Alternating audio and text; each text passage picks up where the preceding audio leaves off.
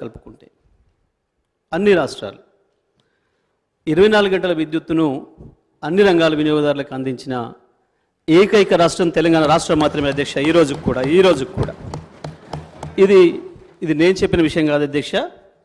నీతి ఆయోగ్ తన state energy and climate index round 1లో 2022లో ప్రకటించిన విషయం అధ్యక్ష. Hours of electricity supply to industry 100 points ఇచ్చింది మనకి. Hours of electricity supply for agriculture also 100 points ఇచ్చింది అధ్యక్ష. మనకి ఇది నీతి ఆయోగ్ ఇచ్చింది. ఇది మేము ఎవరో చెప్పింది కాదు, మా సెల్ఫ్ సర్టిఫికేట్ కాదు అధ్యక్ష. ఇది అదే నీతి ఆయోగ్ ఛత్తీస్గఢ్ సంబంధించి కూడా ఇచ్చింది అధ్యక్ష. ఇండస్ట్రీకి 100 పాయింట్లు ఇచ్చింది, అగ్రికల్చర్కి 66.7 పాయింట్లు ఇచ్చింది. రాజస్థాన్ కూడా ఇచ్చింది అధ్యక్ష. అవర్స్ ఆఫ్ ఎలక్ట్రిసిటీ సప్లై ఇండస్ట్రీకి 100 పాయింట్లు ఇచ్చింది, అగ్రికల్చర్కి 1.7 పాయింట్లు ఇచ్చింది అధ్యక్ష. గుజరాత్ కూడా ఇచ్చింది అధ్యక్ష. ఇండస్ట్రీకి 100 పాయింట్లు ఇచ్చింది, ఎలక్ట్రిసిటీ అగ్రికల్చర్కి 11.4 పాయింట్లు ఇచ్చింది అధ్యక్ష. భారతదేశంలో కేవలం కేరళ, హిమాచల్ ప్రదేశ్, ఒడిశా, తెలంగాణ ఈ 4 రాష్ట్రాలు మాత్రమే విద్యుత్ విషయంలో 100 పాయింట్లు ఇచ్చింది అధ్యక్ష. ఇది నీతి ఆయోగ్ ఇచ్చింది, నేను చెప్పుకుంటుంది కాదు. పవర్ జనరేషన్కి సంబంధించి కూడా ఆనాటికి సమైక్య ఆంధ్రప్రదేశ్లో 2014 నాటికి 17,000 మెగావాట్ల విద్యుత్ సామర్థ్యం ఉంటే ఇవాళ తెలంగాణ ఒకటే 18,000 పైన విద్యుత్ సామర్థ్యం కలిగి ఉందనే విషయాన్ని కూడా నీతి ఆయోగ్ 2020లో చెప్పింది అధ్యక్ష, 22లో చెప్పింది అధ్యక్ష. ఇక అసలు విషయానికి వద్దాం అధ్యక్ష. తెలంగాణ రాష్ట్రంలో ఆనాడు ఉన్న పరిస్థితి, మొట్టమొదటి బలిపిల్లల కాంచి మొదలు పెడితే చదువుకోవడానికి పిల్లల పరీక్షలు వస్తున్నాయంటే తల్లిదండ్రులకే పెద్ద పరీక్ష. ఆనాడు కిరసనాయిల్ దేవులాడుకొచ్చుకోవాలి, లేదా క్యాండిల్స్ కొనుక్కొచ్చుకోవాలి. ఇది పరిస్థితి అధ్యక్ష. ఇక మంచినీళ్ళ పరిస్థితి,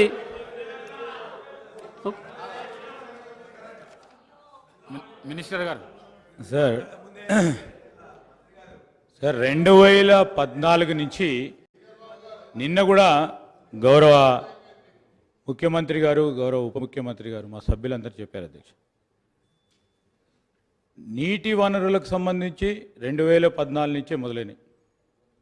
2014 నుంచే మంచినీటి సరఫరా మన రాష్ట్ర ప్రజలందరూ చూసినట్టు, విద్యుత్ సరఫరాకు సంబంధించి 2014 నుంచే వారు మొదలుపెట్టిన ఈ ప్రాజెక్టుల ద్వారా తర్వాతనే విద్యుత్ పరంగా అసలు కరెంటు చూసినట్టు మన ప్రజానికం, అది మొత్తం అంధకారంలో ఉన్నట్టు, మనం సివిలైజేషనే లేనట్టు, వారే వచ్చి మొత్తం తెలంగాణ రాష్ట్రాన్ని కనబెట్టినట్టు.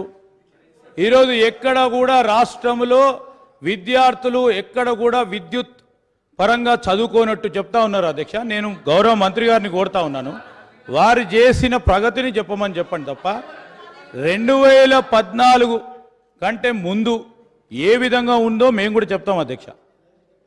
ఎందుకు మనం రాష్ట్రము ఏర్పడటానికి మనం అందరం కూడా పోరాటం చేసాము, మన అందరికీ కూడా తెలుసు. విద్యుత్ కూడా ఒక ప్రధానమైన అంశం అధ్యక్ష. ఈరోజు వారు నేను ఎందుకంటే మొదలే మాట్లాడుతూ ఉన్న తరుణంలో మీరు ఎప్పుడు కూడా అధ్యక్ష మేము చెప్తా ఉన్నాం అధ్యక్ష, నిన్న డ్రింకింగ్ వాటర్ సప్లై గురించి కానీ ఫైనాన్సెస్కి సంబంధించి కానీ అసలు వారు లేకుంటే అసలు ఈ రాష్ట్ర ప్రజలే అసలు ఏది కూడా చూడనట్టు, ఏది కూడా అనుభవించినట్టు మాట్లాడుతున్నారు అధ్యక్ష. Please try to educate. వారు ఏమన్నారు, మా డీసీఎం గారు లేచి మీ సూచనలు మీ సలహాలు ఇవ్వమని కోరినారు. మళ్ళా మీరు అదేవిధంగా 2014 కంటే ముందంటే మేము కూడా మొదలు పెడతాం. మా సభ్యులందరూ కూడా తెలుసు ఏ విధంగా ఉన్నారో, మీరు కూడా ఉన్నారు. వారి ఇంట్లో ఇచ్చిన కరెంటు కూడా కాంగ్రెస్ పార్టీ అధ్యక్ష.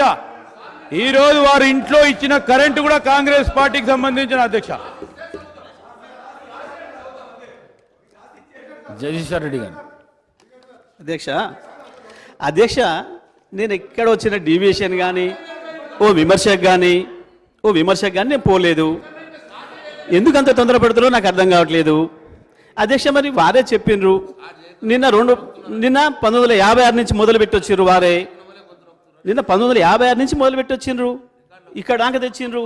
ఏ సంవత్సరం ఏం జరిగిందో కనీసం 14 ఉన్న పరిస్థితి చెప్పకపోతే ఇవాళ ఉన్నది ఎట్లా తెలుస్తుంది అధ్యక్ష?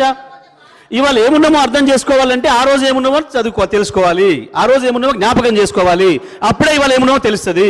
గదే కదా అధ్యక్ష నేను చెప్తున్నది. నేను ప్రారంభమే చేయలే అధ్యక్ష.